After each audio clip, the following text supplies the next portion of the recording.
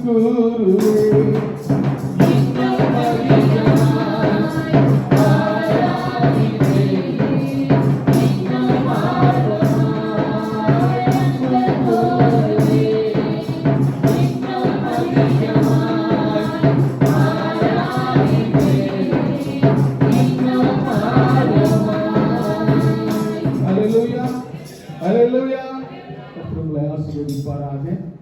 கர்த்தர் நமக்காக கொடுக்கப்பட்டிருக்கிற தலைப்பு, உன் வாழ்க்கையில் உண்மையாய் இருந்தால் தேவன் உன்னை கைவிடுவதில்லை.